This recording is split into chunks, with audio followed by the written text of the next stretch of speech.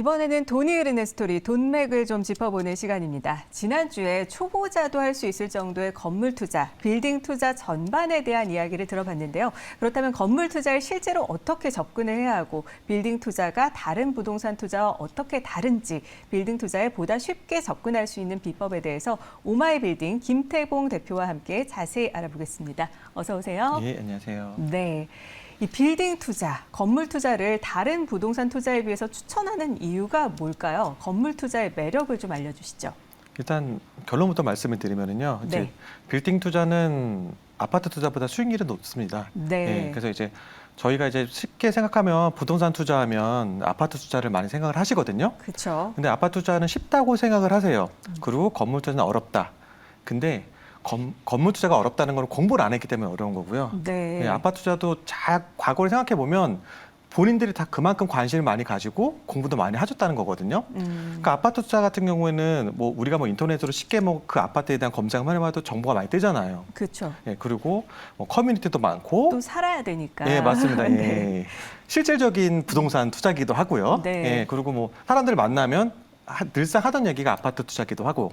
그러다 보니까 쉽게 접근을 하는 거예요. 네. 근데 건물 투자는 그런 게 약간 음지에 좀 있다고 말씀드려야 그렇죠. 될까요? 내 나라 얘기가 아닌 것만 같고 예, 그리고 부럽기만 하고. 맞습니다. 예. 네. 그 쉽게 접근이 잘 안 되는 거예요. 네. 그래서 이제 근데 예전과는 다르게 지금은 쉽게 접근할 수 있는 방법들이 좀 많아졌거든요. 네. 그러니까 이제 뭐 예전보다도 커뮤니티도 좀 많이 생기고 있고, 네. 그리고 이제 실제적으로 뭐 강의라든지 그리고 유튜브도 잘 되어 있고, 음. 공부만 열심히 하시면 아파트 투자 수익보다는 훨씬 많은 양도 차익과 수익률을 거둘 수가 있거든요. 네. 그거를 잘 모르셔가지고 막연하게 건물 투자가 어렵다고 이렇게 생각을 하시는 것 같아요. 네, 예. 그렇군요. 네. 그렇다면 이 건물 투자가 아파트 투자에 비해서 더 보상이 크다고 말씀을 해주셨는데 실제로 그런지 피부로 좀 와닿을 수 있도록 구체적인 예를 좀 들어주실 수 있을까요? 예. 이건 제가 뭐 책에서도 집필한 내용이기도 하거든요. 네. 실질적으로 6억 5천이라는 자본금을 가지고 투자를 하는 거예요. 네. 그 2014년도의 기준인 거고요.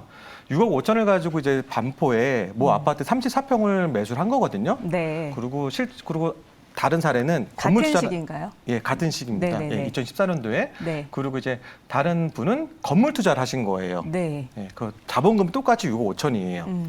근데 실제적으로 매수 금액은 13억과 29억으로 다르거든요. 네. 근데 2022년 기준으로 보시면은요. 네. 이제 그 매가 자체가 이제 40억과 이제 와. 110억 이렇게 차이가 나는 거거든요. 네. 근데 이제 우리가 이제 이런 건물 투자에 대한 양도 차익이라든지 시세 같은 거는 쉽게 접할 기회가 별로 없어요. 네. 그러니까 우리가 이제 아파트 투자 같은 경우에는 뭐 우리가 너무 잘 알다 보니까 실제적으로 6억 5천 투자해가지고 실제적으로 40억까지 매가가 올랐으면 이 역시 잘한 투자거든요. 그렇죠. 예. 615% 수익률이면 굉장한 거죠. 괜찮은 예, 건데. 맞습니다. 예. 그런데 건물이 1692%가 써 있는 걸 보니까 예, 맞습니다. 네, 눈이 예. 휘둥그레지네요. 예, 그래서 건물 투자는 이렇게 노출이 잘 안 돼요. 네. 내가 찾아보기 전까지는 노출이 잘 안 되는 것도 있고, 그래서 실제적으로 내가 공부를 하고 찾아봐야 이게 얼마나 좀 높은 차익을 얻는구나라는 걸 알 수 있거든요. 네. 그래서 내가 조금 접근 방법은 좀 달라요, 아파트랑. 근데 내가 조금 노력하고 공부하고 시간을 투자를 하면 아파트와는 차원이 다른 지금 표에서 보다시피 그냥 3배 정도의 투자 수익률을 얻을 수 있거든요. 네. 예, 그러니까 아파트 투자랑은 건물 투자는 수익률 쪽에서도 차원이 다르다. 더 네. 높은 양도 차익을 또 얻을 수 있다. 예, 이렇게 말씀드릴 수 있습니다. 예. 네, 같은 시기에 위에서 언급한 동일한 6억 5천을 가지고 아파트 투자와 건물 투자의 매수 금액이 다른데 어떻게 이런 차이가 발생을 하는 건지 궁금합니다. 어떻게 된 건가요? 이제 가장 큰 차이는 이제 레버리지거든요. 네. 이게 지렛대 효과라는 건 들어보셨죠? 네. 예, 그러니까 아파트 투자는 정해진 규칙과 그 법 안에 대출을 실행하는 거거든요.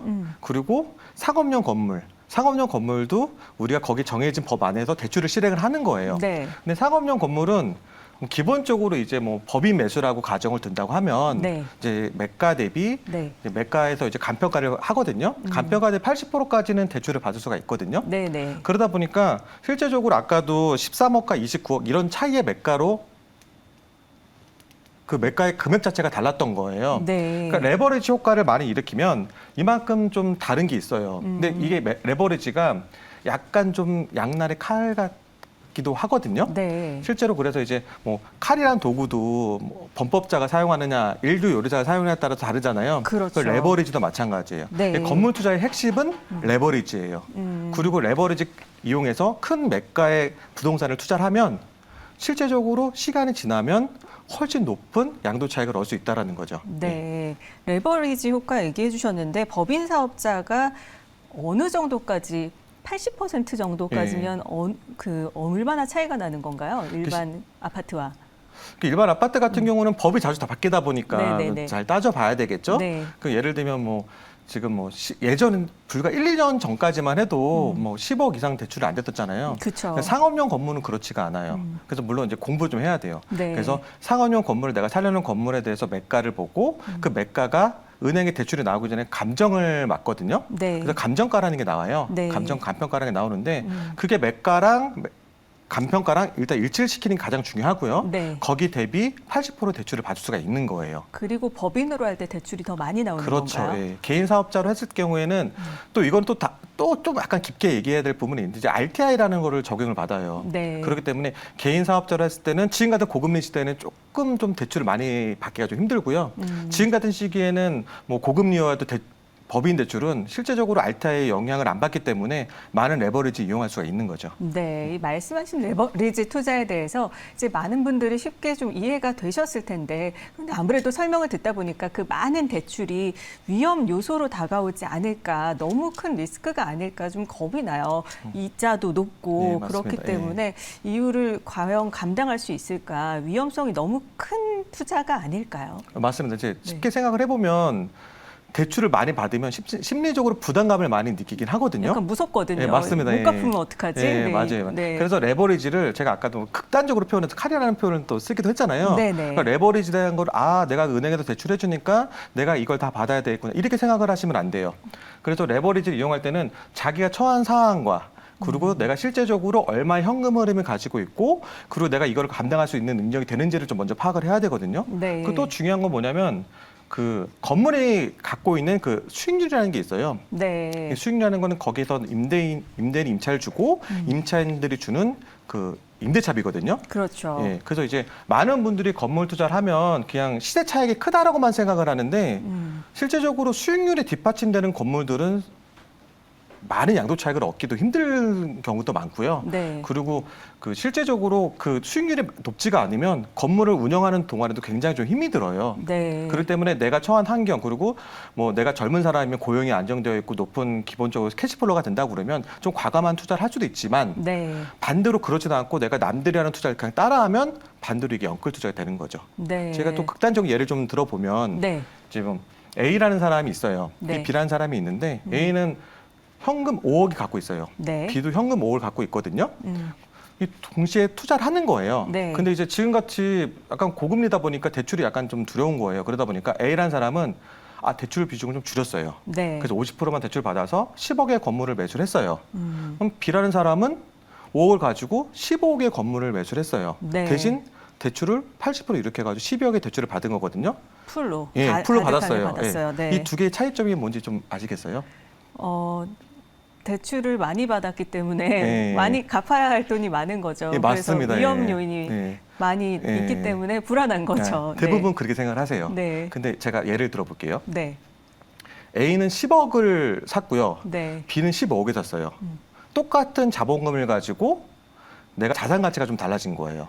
10억과 15억. 네. 근데 건물 시장은요. 부동산의 가장 기본인데 매가 자체가 클수록 불어나는 게 더 커요. 올라가는 맞습니다. 예. 매매가가 확 뛰는군요. 예, 맞습니다. 그래서 10억을 가지고 나중에 매가가 오르는 거랑 네. 시간이 지날 때 비교해 보면 15억 건물이 훨씬 매도 차익이 더 크다는 거죠. 근데 이 80%로 대출을 받은 걸 네.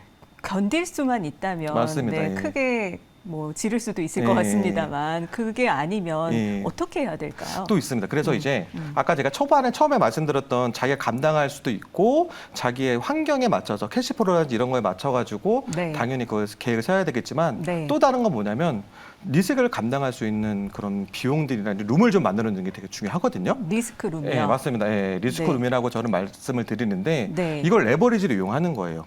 A는 특별한 문제가 생겼을 때, 만약에 예를 들면 공실이라든지 뭐 건물의 누수, 네. 뭐 배수관에 문제가 생겨도 큰 돈이 들어갈 일이 생기기도 하거든요. 그러니까요. 실제적으로. 그런 말씀을 많이 하시더라고요. 네, 맞습니다. 비어 예. 있는 건물이 엄청나다. 네, 맞습니다. 갑자기 예. 비가 샌다고 해서 고쳐줘야 예. 되는 일이 있다. 예. 그러면 다 어떻게 할 것이냐. 맞습니다. 예. 감당되냐. 막 이렇게 예. 물어보실 때 예. 겁나더라고요. 네. 근데 5억은 말 그대로 연끌을 한 거예요. 내가 갖고 있는 돈이 없는 거예요. 네. 그런 위기 상황에 왔을 때 내가 감당할 수 있는 부분이 아니거든요. 근데 아까 말했던 대출 80% 받은 사람은 12억의 대출을 받았기 때문에 15억을 매가해서 내가 갖고 있는 여유자금 2억이 생긴 거예요. 네. 그래서 만약에 특정하지 못하는 그런 오히려 대출을 많이 받아서 그렇죠. 여유 자금이 생겼다. 여유 자금을 갖고 있는 거죠. 네, 네. 실제적으로 건물을 제가 운영을 하다 보니까 가장 중요한 거는 내가 예상하지 못하는 큰 목돈이 들어갈 때 가장 리스크가 크다고 말씀드릴 수 있거든요. 네. 그래서 물론 이제 뭐 이거 대출을 무조건 많이 받으라는 말씀을 드리는 건 아니고요. 네. 이렇게 대출을 잘 이용을 하면 실제적으로 대출을 많이 받지 못한 사람보다 훨씬 더 마음이 편안한 투자를 할 수 있다라는 거죠. 오히려 네, 대출을 맞습니다. 잘 이용하면 된다 이런 네. 말씀이시군요. 네. 혹시 이렇게 리스크룸을 마련하지 못해서 위험성을 겪은 경험이 혹시 있으신가요? 저 처음에 이제 뭐 상가 투자를 할 거 그럴 때는 네. 좀 그런 일을 많이 겪었어요. 그러니까 고금리에 뭐 공실 생겨가지고 이자 나가고 이런 부분도 힘들기도 하지만 네. 가장 큰 거는 목돈에 들어갈 때더라고요. 네. 그러니까 뭐가 수리의 비용이 크게 들어간다거나 네. 그리고 보증금을 반환해 드리는 경우가 생기거나 그럼 갑자기 큰 돈은 쉽게 바로바로 나오지가 않잖아요. 네. 그럴 때 유용하게 쓸 수 있는 돈이 좀 필요하겠구나라는 걸 제가 느껴서 네. 제가 이제 투자를 하시는 분들이 꼭 이런 여유 자금들을 조금 마련해 두는 얘기를 말씀을 드리고 네. 그 부분도 레버리지로 충분히 이용할 수 있다라는 거를 좀 말씀드리는 겁니다. 예. 네, 리스크룸을 통해서 이자를 갚을 수 있는 여유 자금을 네. 마련을 해놔야 된다라는 네, 말씀해 맞습니다. 주셨는데요. 그렇다면 이 건물 투자를 하려는 분들에게 건물이 이런 매력도 있지만 이런 점은 꼭 주의해야 된다. 이런 당부할 말씀이 있으실까요? 일단 건물 투자를 하려면 너무 핑크빛만 보면 안 돼요. 네. 그러니까 이제 제가 초기에 뭐 사례도 말씀드렸듯이 정말 건물 투자하면 높은 시세 차익이네. 이런 점만 보면 안 되고요. 공부를 좀 하셔야 돼요. 네, 어떤 공부를 어떻게 해야 될까요? 뭐 기본적으로는 뭐 요즘에 인터넷도 너무 잘 돼 있고요. 책도 서적도 많이 잘 나와 있고 네. 그리고 유튜브도 너무 잘 나와 있어요. 저도 책 한 5번쯤 아, 봤거든요. 그래요? 네. 네.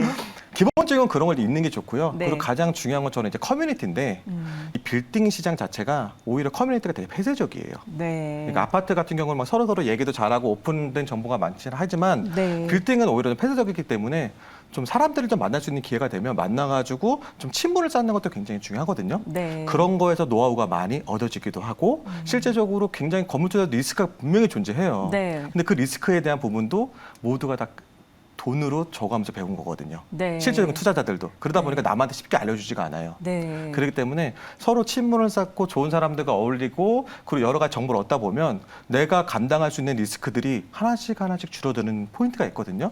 그래서 저는 이제 실제적으로 너무 안에서만 갇혀 있지 말고 밖에 나오셔가지고 사람도 만나시고 빌딩 시장 자체에 좀 약간 뛰어들어라. 예, 이런 말씀 좀 드리고 싶습니다. 예. 네, 그렇군요. 네, 오늘 돈이 흐르는 스토리에서는요, 이 오마이 빌딩 김태봉 대표와 함께 건물 투자, 빌딩 투자의 매력, 그리고 빌딩 투자에 보다 좀 쉽게 접근하는 비법에 대해서 자세히 알아봤습니다. 오늘 말씀 고맙습니다. 네, 감사합니다.